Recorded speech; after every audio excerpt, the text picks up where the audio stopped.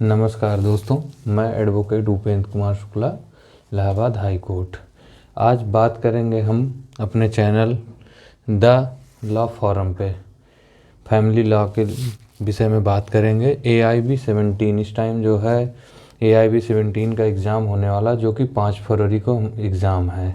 इसके लिए हम प्रिपरेशन करवा रहे हैं। काफ़ी चैप्टर्स हम लोग अभी तक सॉल्व करा चुके हैं। आज बात करेंगे हम फैमिली लॉ पे, पारिवारिक विधि।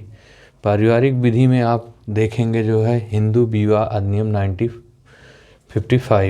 1955 इसमें जो है मैरिज एक्ट के बारे में है कि कैसे शादी होगी, क्या होगा, क्या नियम कानून है। फिर दूसरा आप बात होगी हिंदू उत्तराधिकार अधिनियम 1956। इसमें सक्सेशन एक्ट है, जो कि क्या क्या उत्तराधिकार हमारे अधिनियम में बातें हो रही हैं। तीसरा है हिंदू अप्राप्तवयता एवं संरक्षकता अधिनियम 1956। चौथा है हिंदू दत्तक तथा भरण पोषण अधिनियम 1956। इसमें से हम लोग जो है सारे जो इम्पोर्टेंट क्वेश्चन होंगे वो हम लोग छांट के लाएंगे, जो कि अभी पारिवारिक विधि में एक मुस्लिम है, उस पर भी हम चर्चा करते हैं। आगे हम चलते हैं मुस्लिम लॉ पे। अब हम बात करते हैं फैमिली लॉ में मुस्लिम विधि में। मुस्लिम विधि में मुस्लिम विवाह विघटन अधिनियम 1939। दूसरा है मुस्लिम महिला विवाह अधिकार संरक्षण अधिनियम 2019।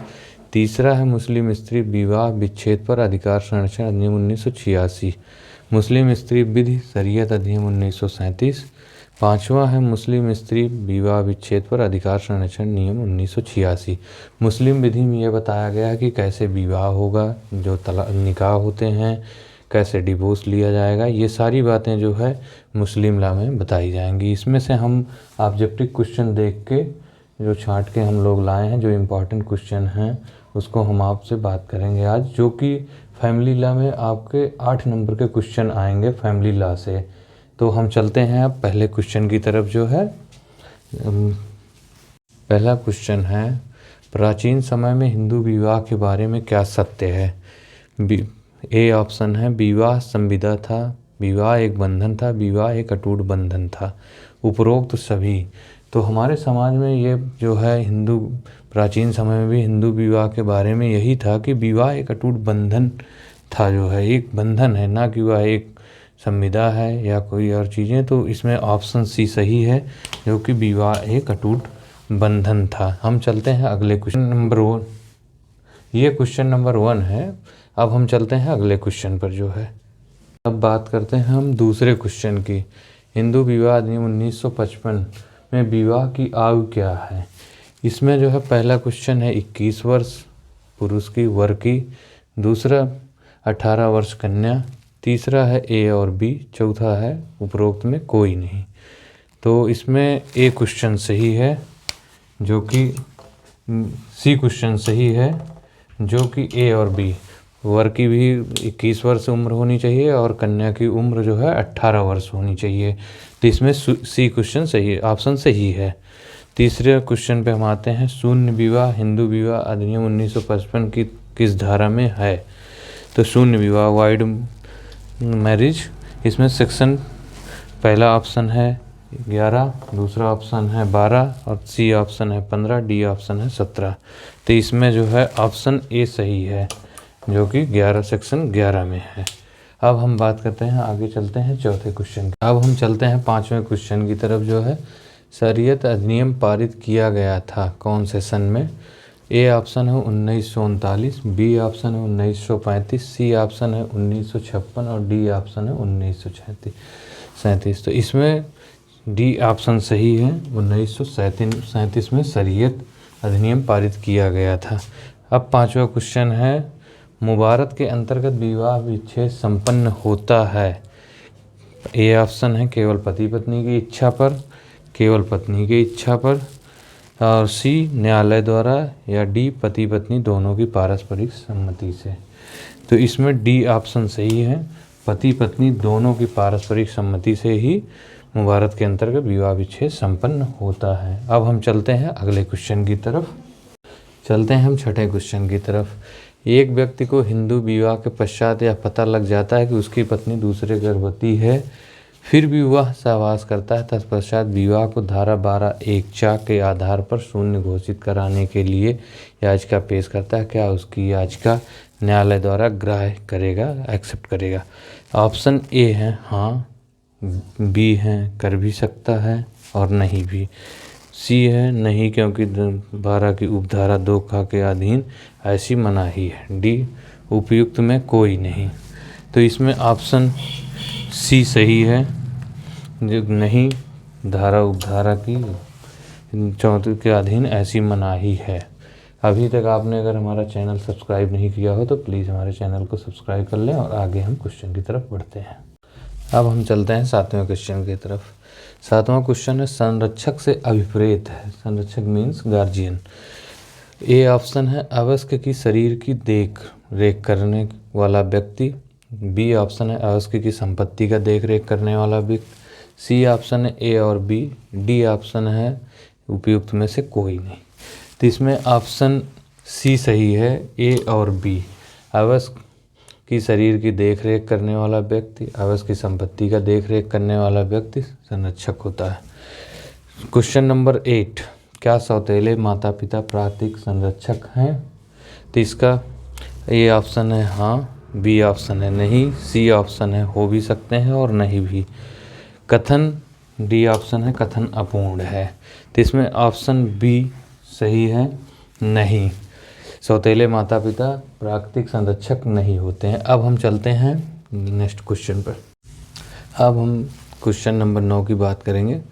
मुस्लिम स्त्री विवाह विच्छेद पर अधिकार संरक्षण नियम 1986 किस नियम में खर्चे का उपबंध है? ऑप्शन ए है 6, ऑप्शन बी है 4, ऑप्शन सी है 3 और ऑप्शन डी है 2। तो इसमें जो है ऑप्शन ए सही है। सेक्शन 6 में मुस्लिम स्त्री के लिए 1906 में खर्चे का उपबंध किया गया है। क्वेश्चन नंबर 10, कुरान में तलाक का सबसे अच्छा तरीका बताया गया है। यह कथन निम्न में से किसका है? ए न्यायमूर्ति कृष्णा अय्यर, बी न्यायमूर्ति अहमदी, सी न्यायमूर्ति कुलदीप सिंह और डी न्यायमूर्ति सगीर अहमद। तो इसमें ऑप्शन सी सही है, न्यायमूर्ति कुलदीप सिंह अय्यर जी। अब हम चलते हैं आगे क्वेश्चन की तरफ। अब क्वेश्चन नंबर 11 की बात करेंगे। तलाक उल बिद्दत को मान्यता प्राप्त नहीं है। ऑप्शन ए शियाओं द्वारा, ऑप्शन बी सुन्नियों द्वारा और ऑप्शन सी सूफियों द्वारा, डी ए और सी द्वारा। इसमें ऑप्शन ए सही है, शियाओं द्वारा। शियाओं द्वारा तलाक उल बिद्दत को मान्यता प्राप्त नहीं है। ऑप्शन 12 में हम चलते हैं। शिया मुसलमानों में विवाह के समय कितने गवाह होने जरूरी हैं? इसमें ऑप्शन ए है कोई गवाह नहीं, ऑप्शन बी 2 गवाह, ऑप्शन सी 1 गवाह, ऑप्शन डी 4 गवाह। इसमें ऑप्शन ए सही है, कोई गवाह नहीं। शिया मुसलमानों में विवाह के समय कोई भी गवाह की आवश्यकता नहीं है। अब हम चलते हैं नेक्स्ट क्वेश्चन पर। हम क्वेश्चन 13 की बात करेंगे। मुस्लिम विधि में वसीयत की जा सकती है। ऑप्शन ए है केवल 1/4 संपत्ति की, केवल 1/3 संपत्ति की, केवल आधी संपत्ति की या समस्त संपत्ति की।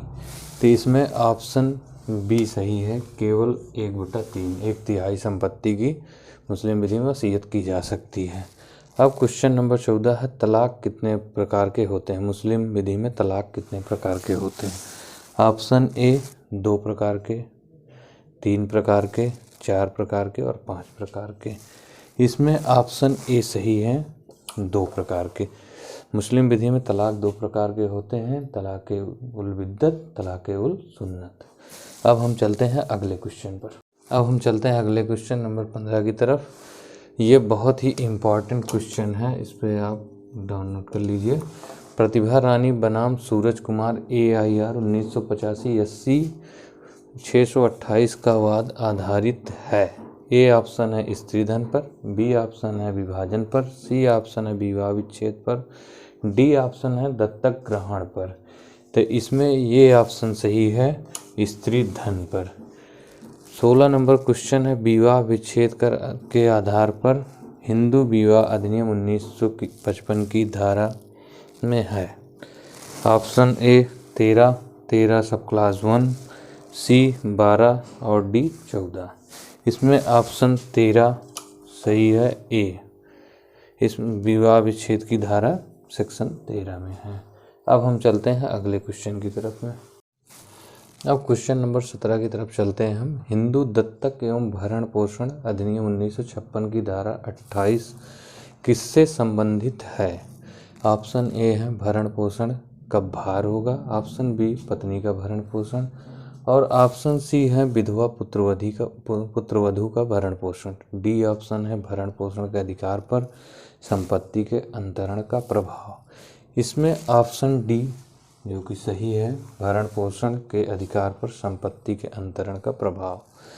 क्वेश्चन नंबर 18 पर चलते हैं हम। जो है 30 वर्ष का एक हिंदू पुरुष एक 15 वर्ष की लड़की को दत्तक ग्रहण करता है या दत्तक ग्रहण है? दत्तक ग्रहण मीन्स होता है एडॉप्शन। क्या कोई 30 वर्ष का व्यक्ति जो है पुरुष, वह 15 वर्ष की लड़की को एडॉप्ट कर सकता है? तो इसमें ऑप्शन ए है वैध, बी है शून्य, सी है शून्यकरणी और डी है अवैध। तो इसमें बी ऑप्शन सही है जो कि शून्य है। 30 वर्ष का हिंदू पुरुष किसी 15 वर्ष की लड़की को एडॉप्ट नहीं कर सकता। अब हम चलते हैं अगले क्वेश्चन की तरफ। अब क्वेश्चन नंबर 19 पे आते हैं। हनुमान प्रसाद पांडे बनाम मुसम्मत बबुई का वाद संबंधित है? ऑप्शन ए है दत्तक ग्रहण से, ऑप्शन बी है विवाह से और ऑप्शन सी है संरक्षकता से और ऑप्शन डी है भरण पोषण। तो इसमें ऑप्शन सी सही है, संरक्षकता से। अब हम चलते हैं क्वेश्चन नंबर 20। किसके अनुसार पत्नी पुरुष की अर्धांगिनी मानी जाती है? ऑप्शन ए है रामायण, ऑप्शन बी है महाभारत, ऑप्शन सी है ए और बी, ऑप्शन डी है कोई नहीं। इसमें ऑप्शन ए सही है, रामायण। रामायण में जो है पत्नी को पुरुष की अर्धांगिनी माना गया है।